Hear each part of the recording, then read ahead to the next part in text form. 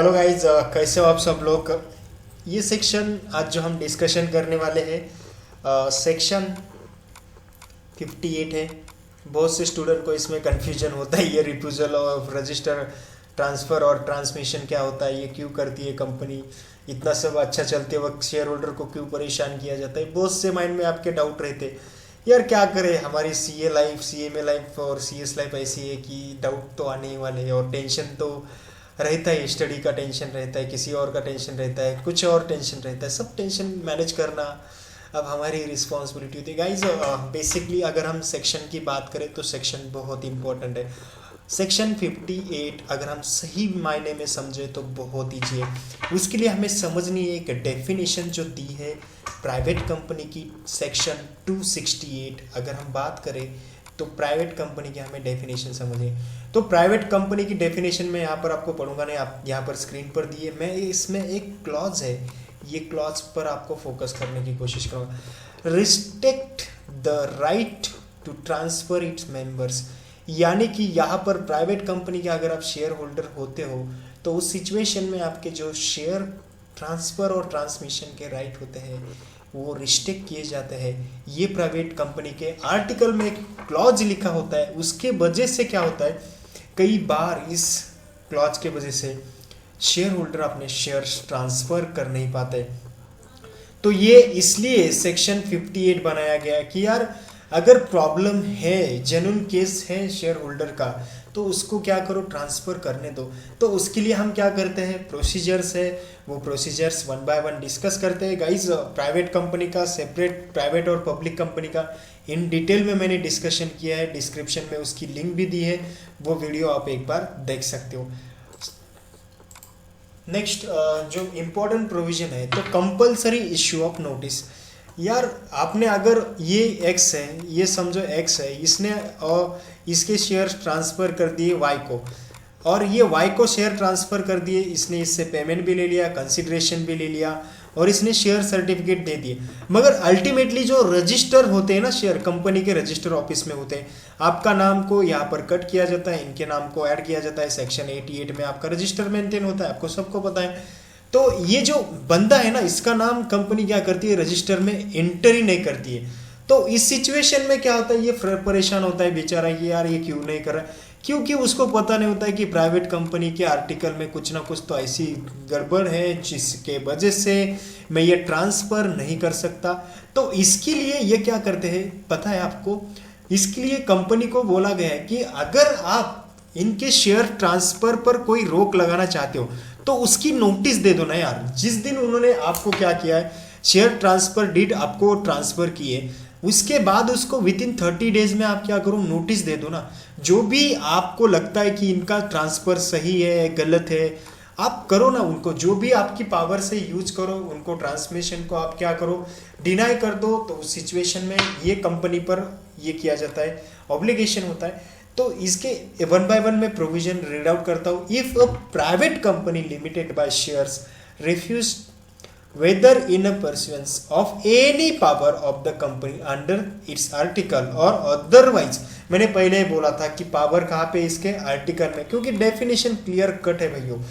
तो और otherwise to register the transfer of or the transmission by law of, by operation of law of the right to any securities or interest of a member in the company, it shall within a period 30 days from the date on which the instruments of transfer or the intimation of such transmission as the case may be was delivered to the company, send notice refusal to transferor and the transferee or to the person giving intimation such transmission as case may be, giving a person for such refusal।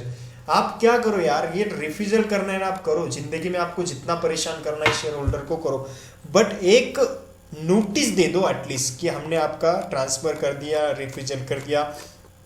With in 30 days में आप क्या करो, उसमें particularly reason mention करो कि भैया हमारा company का आर्टिकल्स है ना वो थोड़ा सा टेढ़ा है, उसमें आपके शेयर्स ट्रांसफ़र पर रोक लगाई गई है, तो हम ये ट्रांसफ़र नहीं कर सकते। इसलिए आपको बोला जाता है कि यार कंपलसरी नोटिस दे दो, जो भी रीज़न है नोटिस में वो मेंटेन कर दो, मेंशन कर दो। ये नोटिस जो देनी होती है कंपनी को, सपोज ये कंपनी है, कंपनी नोटिस देंगी एक तो ट्रांसफरर को, दूसरे ट्रांसफरी को, ये दोनों ही बंदे को नोटिस देंगी। कब देंगी? विद इन 30 डेज में देंगी ये नोटिस। कब? जब से उनके पास ट्रांसफर डीड आई है तब से ये नोटिस वो देंगी। तो ये हो गए नोटिस के प्रोविजन। अब नेक्स्ट प्रोविजन देखते हैं। अगर ये नोटिस आ गई ना भैया आपके पास, तो आप शांत थोड़ी ही बैठने वाले हो, आप यहाँ पर क्या करने वाले हो? अपील करने वाले हो। यार रास्ते पे बैठकर अपील थोड़ी की जाती है, अपील करनी पड़ती है ट्रिब्यूनल में। ओके, नहीं रास्ते को लो कंपनी के आगे जाके हंगामा कर गए, ऐसा चलता है क्या यार? कोई तो प्रोसेस होती है। आप शेयर होल्डर है कंपनी के, देखो अपील ऐसे इधर अपील, देखो जब भी नोटिस मिलेगी ना आपको, तो आपको अपील करनी है। अपील कब करनी है? इसके प्रोविजन देखते हैं। Receipt of notice of refusal.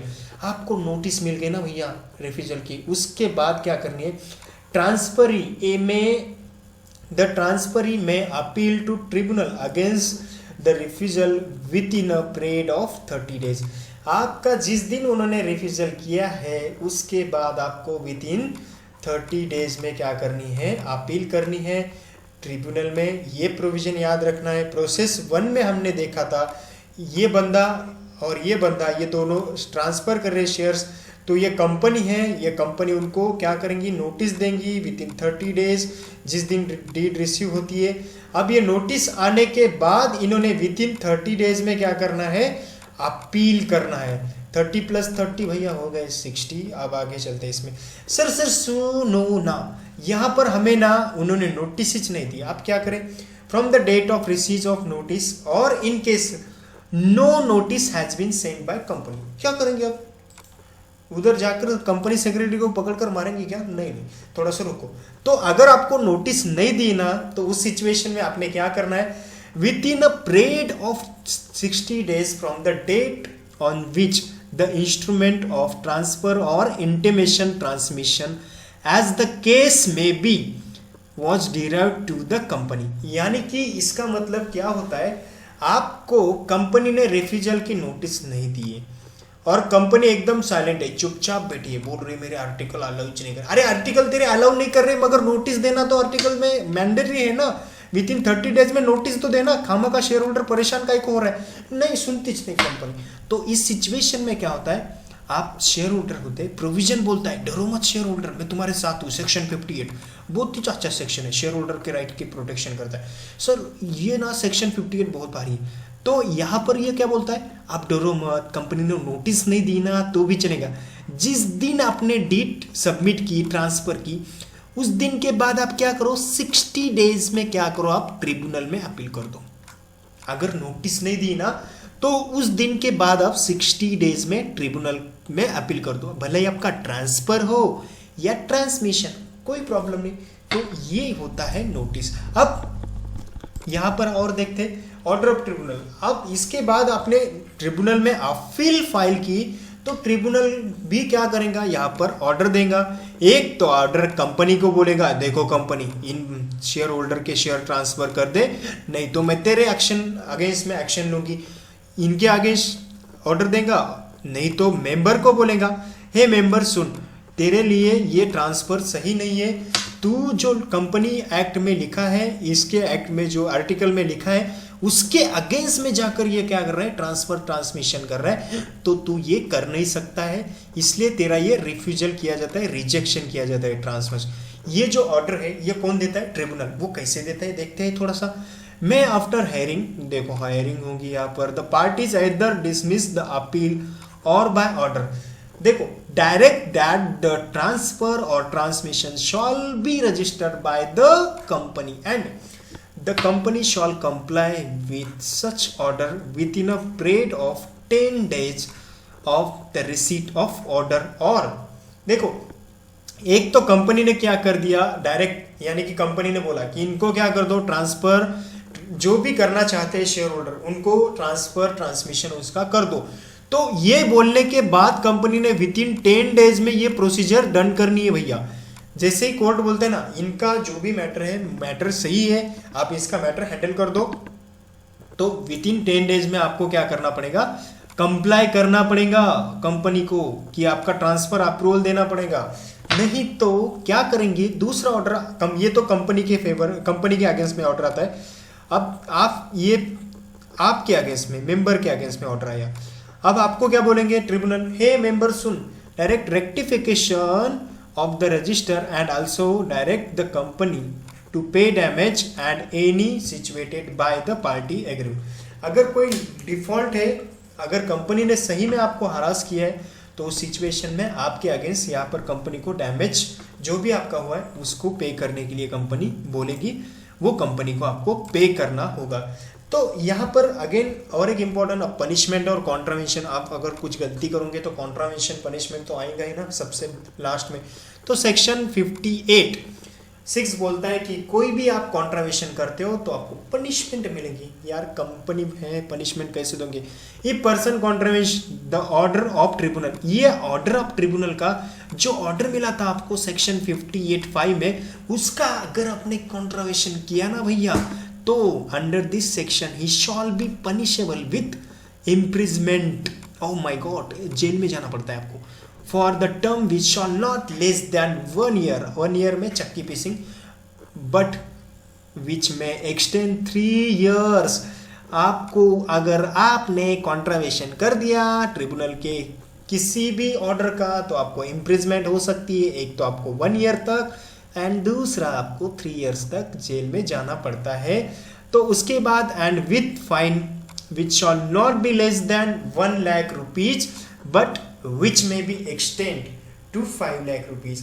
उसके साथ साथ आपको fine 1 lakh to 5 lakh rupees पे करना पड़ेगा। ये कॉन्ट्रावेंशन जो है, ये सेक्शन आपका ध्यान में रखो, ये 58(5) का कॉन्ट्रावेंशन है। आपने अगर ट्रिब्यूनल का ऑर्डर को आपने माना नहीं या ट्रिब्यूनल के ऑर्डर को आपने इग्नोर किया तो ये कॉन्ट्रावेंशन है, अदरवाइज आपको कोई कॉन्ट्रावेंशन एक्स्ट्रा इस सेक्शन में नहीं है। Guys thank you so much watching my video and take care, bye bye, see you.